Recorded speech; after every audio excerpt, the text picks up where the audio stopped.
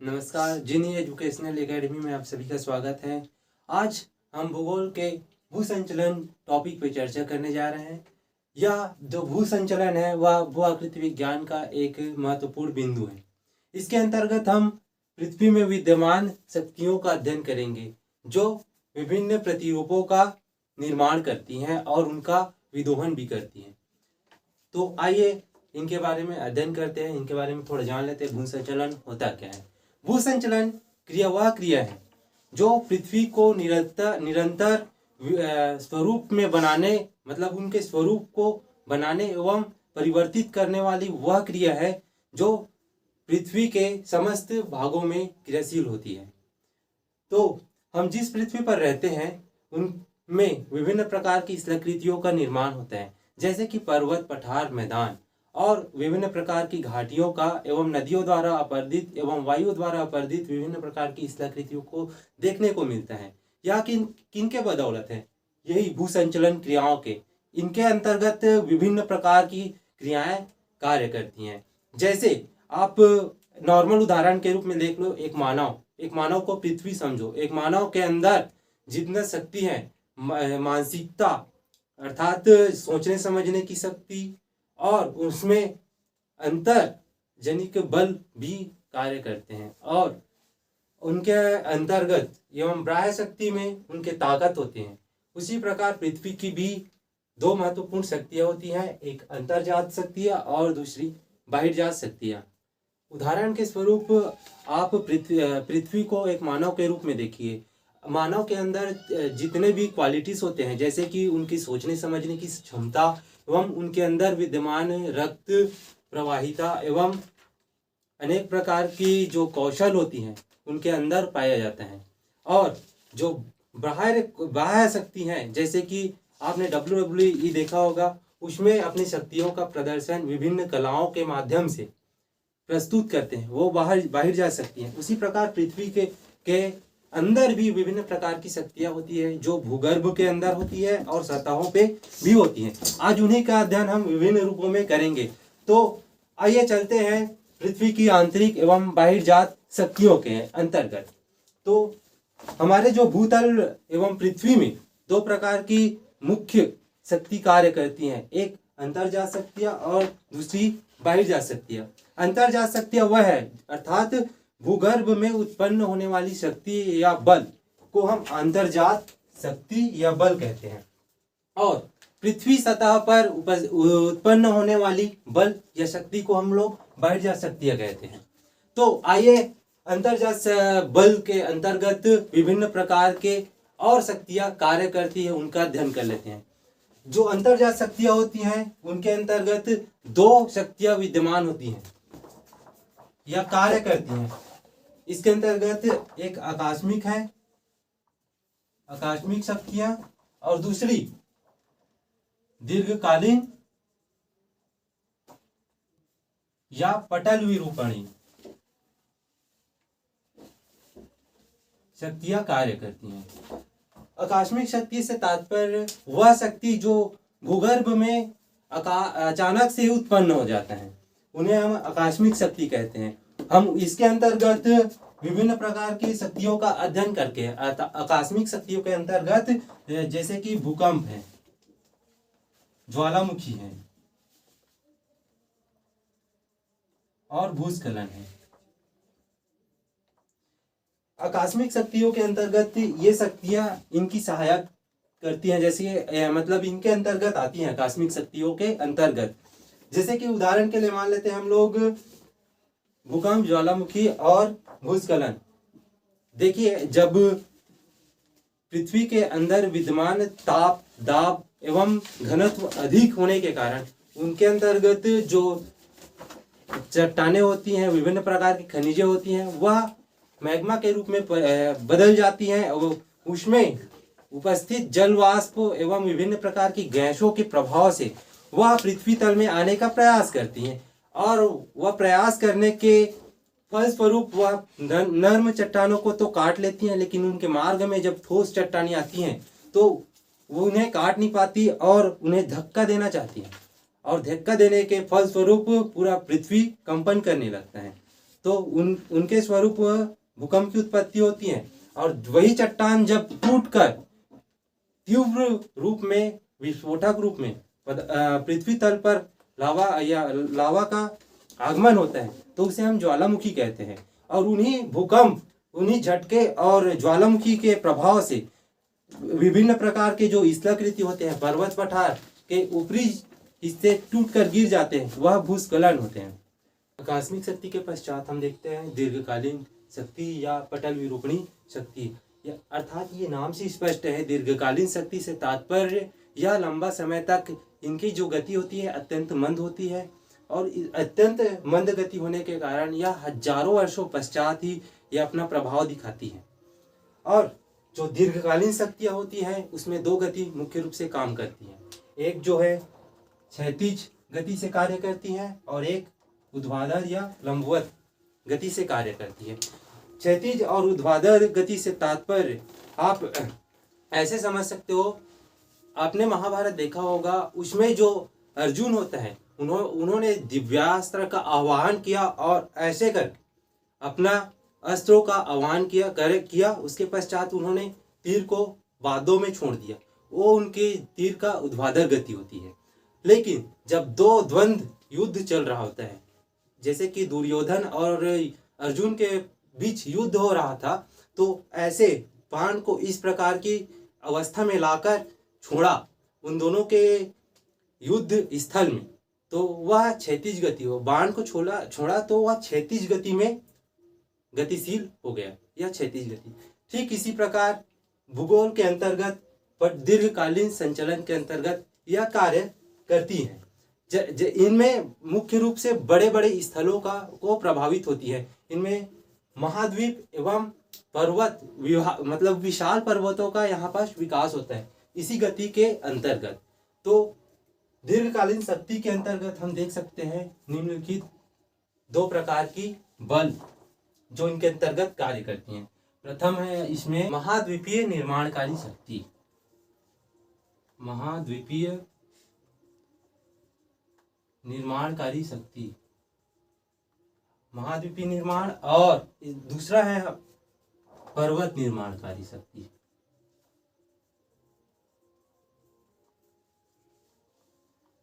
ठीक है, पर्वत निर्माणकारी शक्ति।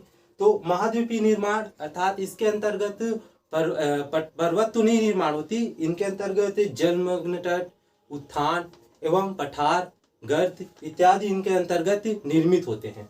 जो पर्वत निर्माणकारी शक्ति है इनके अंतर्गत विभिन्न प्रकार के जो पर्वत है उनके, और ब्राव पर्वत, भंसन इत्यादि इनके अंतर्गत निर्माण होते हैं।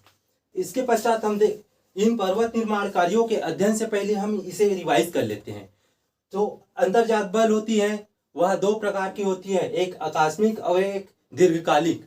आकस्मिक शक्ति वह शक्ति है जो पृथ्वी के भूगर्भ में उत्पन्न होती है, लेकिन इनकी जो गति होती है अत्यंत तीव्र होती है, जो अपना प्रभाव अत्यंत तीव्र गति से दिखाता है।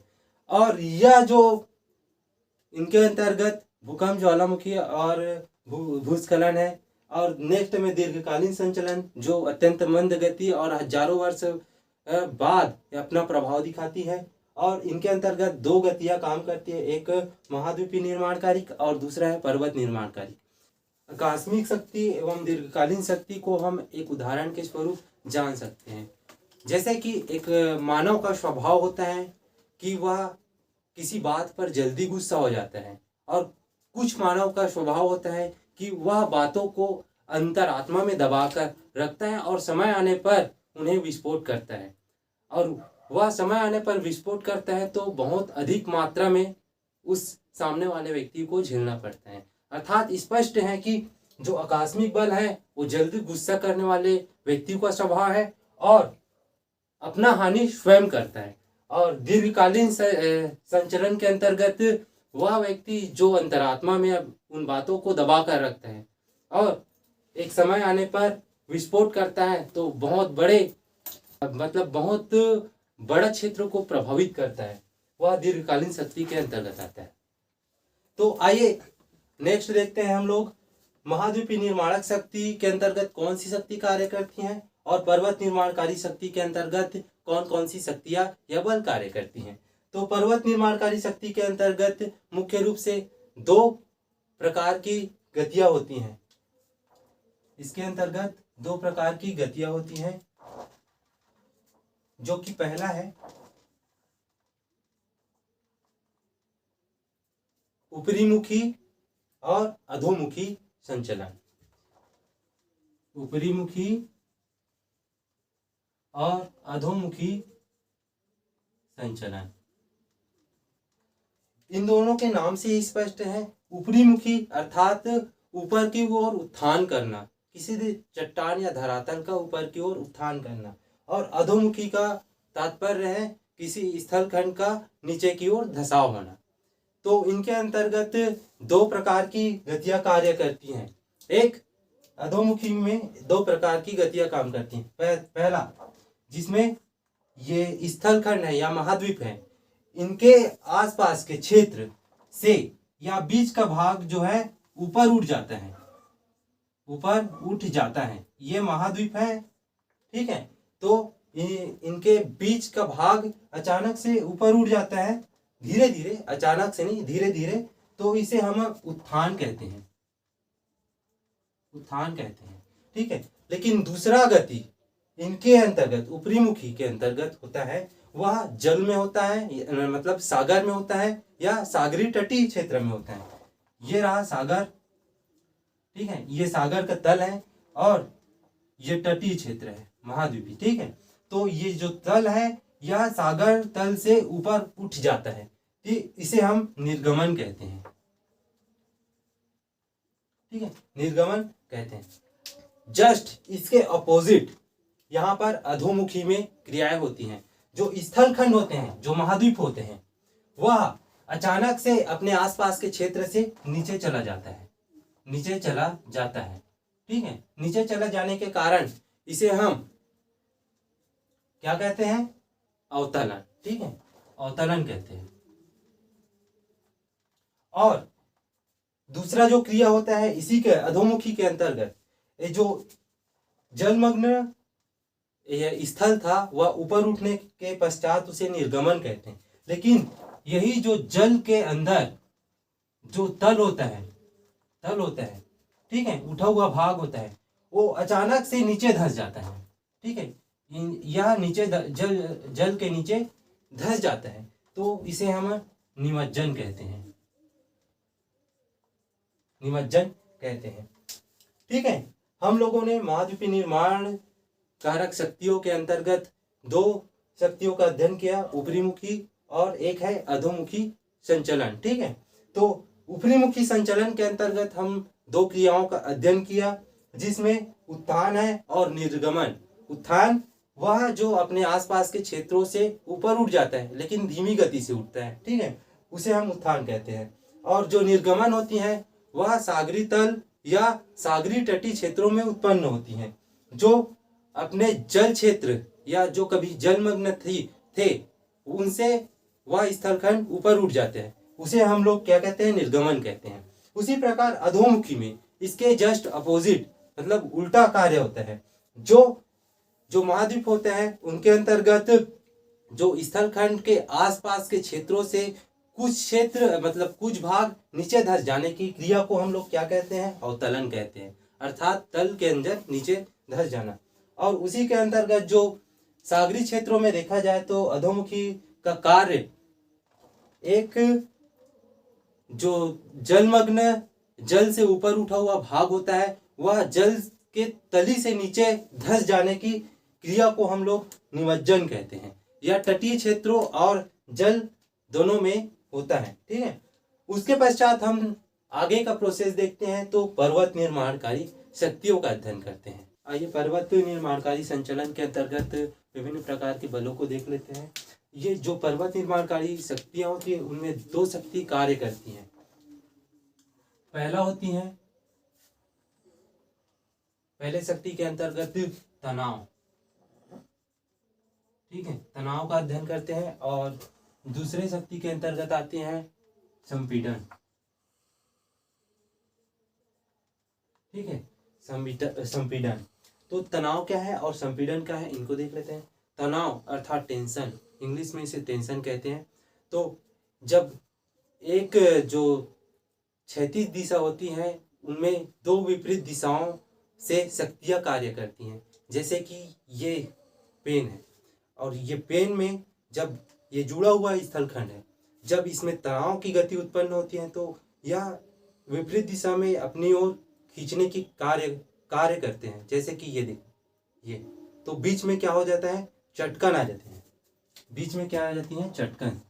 ये अपना स्थलखंड है और ये दोनों में विपरीत दिशा से, दो विपरीत दिशाओं से क्या होता है, प्रेशर उत्पन्न होता है। तो बीच का भाग है चटकन आ जाते हैं और यह दो भागों में विभाजित हो जाता है। इसे हम भ्रंश भी कहते हैं। अर्थात तनाव के अंतर्गत चटकन, भ्रंश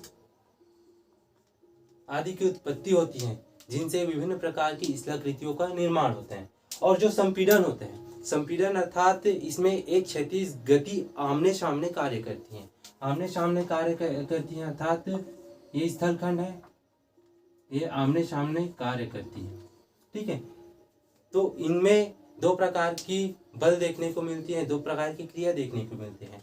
एक है वलन अर्थात वलन और दूसरा है संवलन। संपीड़न के अंतर्गत वलन और दूसरा है संवलन। अब वलन क्या है और संवलन क्या है, इसको छोटे रूप में देख लेते हैं। जब संपीड़नात्मक शक्ति तीव्र गति से कार्य करती है तो स्थलखंड का भाग, कुछ भाग ऊपर उठ जाता है, कुछ भाग क्या होता है, ऊपर उठ जाता है और कुछ भाग नीचे धंस जाता है। यह क्रिया लगातार चलती रहती है क्षैतिज गति के कारण। ठीक है, तो जो ऊपर उठा हुआ भाग है, ये मतलब यही वलन है। ये जो ऊपर उठा हुआ भाग होते हैं अपनति कहते हैं और जो नीचा धंसा हुआ भाग होते हैं अभिनति कहते हैं। ठीक है, इसको डिटेल से पर्सनल जो वलन वाला चैप्टर होगा उसमें अध्ययन करेंगे। और जो संवलन है यह इनका विस्तृत रूप है, अर्थात यह गुंबदाकार में वृहद क्षेत्रों को प्रभावित करता है, इसे हम संवलन कहते हैं। अंतर्जात बल के पश्चात हम लोग बहिर्जात बल का अध्ययन करते हैं, जो पृथ्वी की सतहों पर उत्पन्न होते हैं। अर्थात जो बहिर्जात बल होते हैं वो पृथ्वी में उत्पन्न पर्वत, पठार, मैदानों को समतलीकरण करने का कार्य करते हैं, अर्थात संतुलन स्थापित करने का कार्य बहिर्जात बल करते हैं, जिसके अंतर्गत विभिन्न प्रकार की स्थलाकृतियों को समतलीकरण किया जाता है इनके अंतर्गत। तो बहिर्जात शक्ति को एक रूप में हम लोग क्या कह सकते हैं, अनक्षादन। अनक्षादन, ठीक है, अनक्षादन कह सकते हैं। अनक्षादन क्यों? क्योंकि इसमें जो अपक्षय होती है और अपर्दन और निक्षेपण की क्रिया का संपूर्ण अध्ययन अनक्षादन के अंतर्गत किया जाता है। उनके अंतर्गत तीन बल काम करते हैं। अपक्षय अर्थात किसी चट्टानों का रासायनिक एवं भौतिक रूप से वहीं टूटकर गिर जाने की क्रिया को अपक्षय कहते हैं। लेकिन जो अपर्दन होती है, अपर्दन की क्रिया, यह टूटा हुआ जो हिस्सा होता है, चट्टानें होती हैं, इनको किसी माध्यम से, जैसे कि जल के माध्यम से, वायु के माध्यम से, या हिमालय के क्षेत्र में या लहरों के क्षेत्र के कारण या बहाकर दूसरे जगह पर ले जाते हैं। और तीसरा जो कार्य होते हैं इनके अंतर्गत निक्षेपण का कार्य होते हैं। ठीक है, जो स्थानांतरण की माध्यम जो जल होती है एवं वायु होती है, उनकी जो गति होती है वो मंद होने के कारण वह मलबा को वहीं पर छोड़ने की क्रिया को हम निक्षेपण कहते हैं। जो बहिर्जात शक्ति होती है अनक्षादन के अंतर्गत तीन गति मतलब बल काम करती है, अपक्षय, अपर्दन और निक्षेपण। लेकिन इनके अंतर्गत जो अपर्दन के अंतर्गत और भी शक्तियां कार्य करती हैं, जैसे कि इनके अंतर्गत नदी, वायु, हिमानी, परिहिमानी,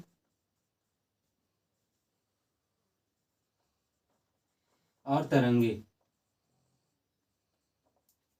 यह सभी अपर्दन के मुख्य स्रोत हैं। स्पष्ट है, अनक्षादन के अंतर्गत यह महत्वपूर्ण शक्तियां कार्य करती हैं या प्रभावित करती हैं, जिसमें हम नदी, वायु एवं हिमानी एवं परिहिमानी को इसके अंतर्गत शामिल करते हैं।